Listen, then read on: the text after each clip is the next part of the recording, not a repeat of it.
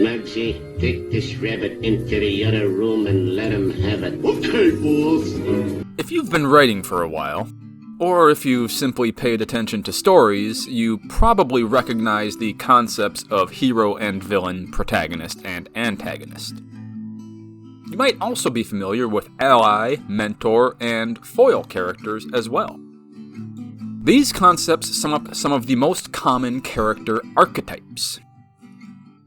Drawing on the work of Joseph Campbell and Carl Jung, Christopher Vogler's The Writer's Journey lays out classical story structure and the character archetypes associated with it for modern writers. Per Vogler, as soon as you enter the world of fairy tales and myths, you become aware of recurring character types and relationships. In describing these common character types, symbols, and relationships, the Swiss psychologist Carl G. Jung employed the term archetypes, meaning ancient patterns of personality that are the shared heritage of the human race. In other words, the archetypes represent psychological traits we all share. Story is one method we use to bring these traits into the light and examine them, and through that process to get to know ourselves. For Jung, fairy tales and myths are like the dreams of an entire culture springing from the collective unconscious. As dreams, story and myth help us to gain perspective on our lives as individuals, as a society, and as a species. They help us to find meaning, to find truth, to find hope. But what does this mean for writers? Per Vogler, if you grasp the function of the archetype which a particular character is expressing, it can help you determine if the character is pulling her full weight in the story.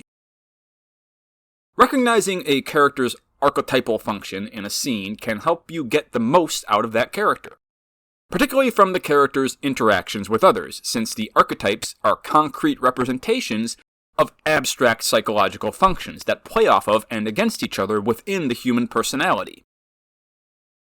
Storytellers instinctively choose characters and relationships that resonate to the energy of the archetypes, to create dramatic experiences that are recognizable to everyone. So, what does this mean? Do we just create a character to fit each archetype, plug them into the beats of the hero's journey, and we're done? We could do that, and no doubt more than one writer has made the attempt, but as you might expect, this approach tends to lead to formulaic, wooden, or outright boring stories. When I first began working with these ideas, I thought of an archetype as a fixed role which a character would play exclusively throughout a story.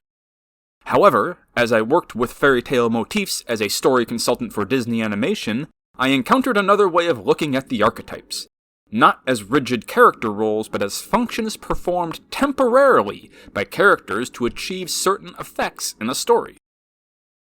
So we don't just choose one character to be the hero, another to be the mentor, one to be the shadow, another to be the trickster, etc. Instead, what archetypal role each character plays is determined by the situation he or she is in and the other characters that they interact with. In The Empire Strikes Back, for instance, when we first meet Yoda, he appears as the embodiment of our focus today, the trickster archetype, making a fool of young Luke Skywalker. But Yoda soon morphs into the mentor archetype as he trains Luke in the ways of the Jedi. In stories that feature such characters as Dr. Jekyll and Mr. Hyde, Bruce Banner and the Hulk, the unnamed narrator and Tyler Durden, or the tragically broken Norman Bates, the hero, the shadow, and the shapeshifter archetype all share the same body, occasionally all at the same time. The archetypes can be thought of as masks worn by the characters temporarily as they are needed to advance the story.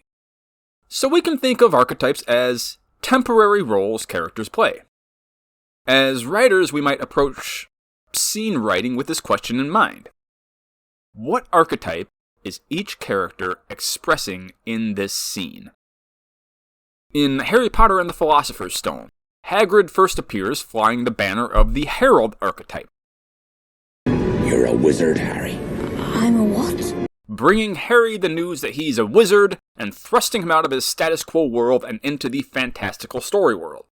But from that point on, Hagrid takes on the archetypal roles of ally and occasional mentor to Harry and his friends. Harry Potter has numerous mentors throughout the 7-book series, but in Book 5, he expresses the mentor archetype himself when he becomes the trainer of Dumbledore's army. He also expresses the Trickster archetype in every book. I solemnly swear that I am up to no good. Often in his interactions with Snape, but we'll get to that. Snape acts as threshold guardian, mentor, shadow, or ally to Harry, depending on where and when they interact. The ultimate shapeshifter.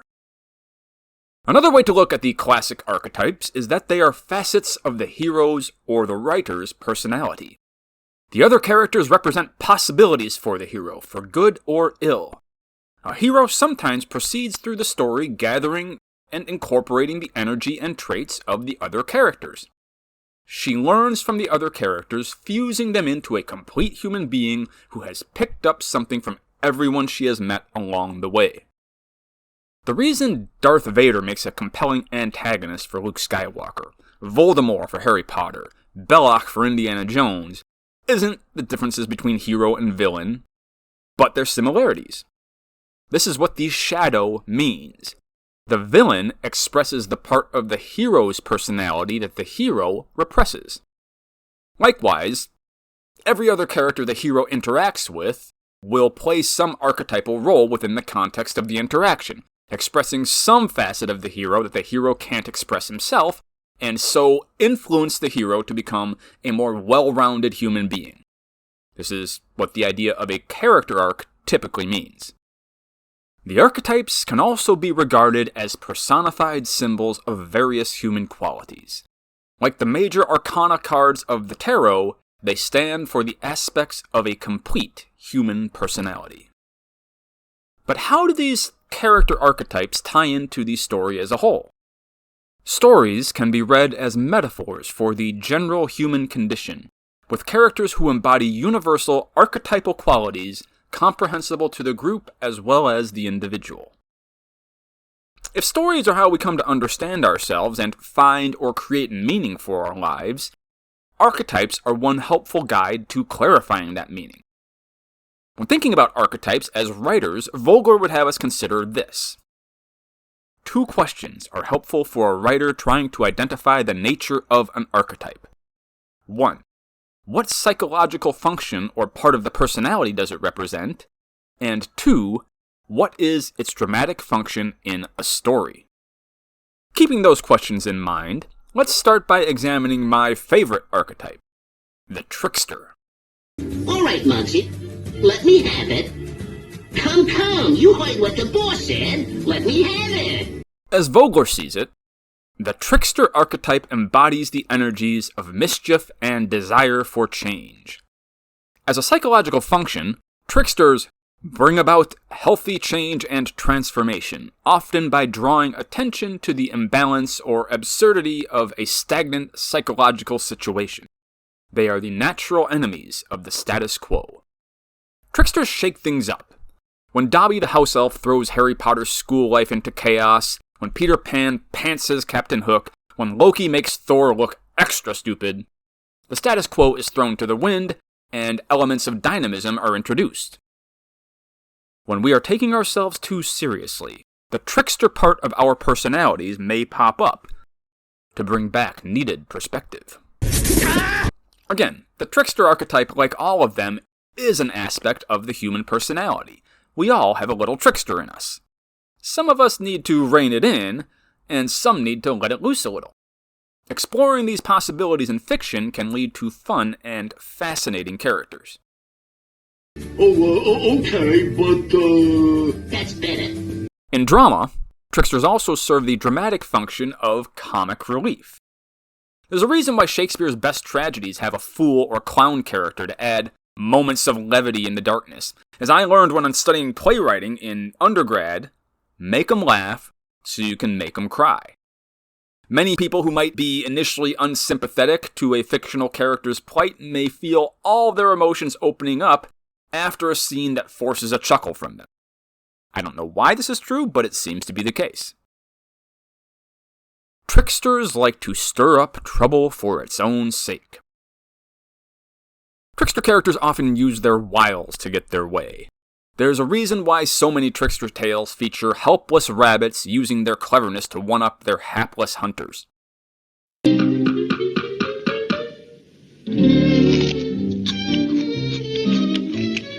What's up, Doc? But it's important to remember that a trickster doesn't need a reason to cause chaos. His very existence is chaos. This is why trickster characters, even trickster heroes, rarely have much of a character arc. Tricksters are often catalyst characters, who affect the lives of others but are unchanged themselves. Though trickster tales can be dark, many of the legends of Loki are not for the ears of small children, tricksters tend to be comic in nature. The chaos they cause can be harmless or devastating, but there's nearly always an element of humor in their mayhem. I let him have it, boss, just like you said. The heroes of comedy, from Charlie Chaplin to the Marx Brothers to the cast of In Living Color, are tricksters who subvert the status quo and make us laugh at ourselves. Heroes of other genres must often put on the trickster mask in order to outwit a shadow or get around a threshold guardian. As I said earlier, Harry Potter plays the trickster numerous times throughout the series, taking after his old man from whom he inherited the invisibility cloak and the Marauder's map, two priceless trickster totems that he uses to play havoc with Snape and McGonagall's sanity. What I love most about trickster characters is their unpredictability. If a story I'm drafting feels like it's going flat, or if I'm stuck on how to get my characters moving toward change, or if I just need something to happen to throw the readers off a bit and alter their perspective on the story, then I might add a trickster character, or give an existing character trickster traits, and see what happens. To do this, I typically model bits and pieces of quirks and trickery from the many tricksters I've read and watched and met over the last 40-odd years, add a bit of my own weirdness, and let him, her, or it loose on the scene. The chaos that ensues, while not always literary or publishable, is almost always fun to write, and it really gets the creative gears turning. The archetypes are an infinitely flexible language of character. They offer a way to understand what function a character is performing at a given moment in a story. Awareness of the archetypes can help to free writers from stereotyping by giving their characters greater psychological verity and depth. The archetypes can be used to make characters who are both unique individuals and universal symbols of the qualities that form a complete human being. They can help make our characters and stories psychologically realistic and true to the ancient wisdom of myths. Understanding archetypes a wee bit has helped me immensely in both characterization and story structure. I'm able to create clearer differentiation between characters and more dynamic relationships in my stories. But like any such writing concept, it takes practice to ingrain these ideas and apply them organically to your own work. Turning them into a cut-and-paste formula will make your writing stilted, of course. But that may be a level you need to work through to kick your characterization up a notch. Keep working at it, and eventually your real voice will come through with characters that feel authentic, confronting problems that feel important. Speaking of feeling important, I've opened up memberships on my channel now. So please click the join link down below if you're interested in supporting my work here and getting a few perks in return, starting at less than $1 a month. Obviously you don't have to, no pressure, but if you do, it would help me out and I would be ever so grateful. Otherwise, please click the like and subscribe buttons below, and in the comments, let me know your thoughts on archetypes. Have you applied this concept to your writing yet? And if so, how has it worked for you? And do you write trickster characters? If so... What's up, Doc?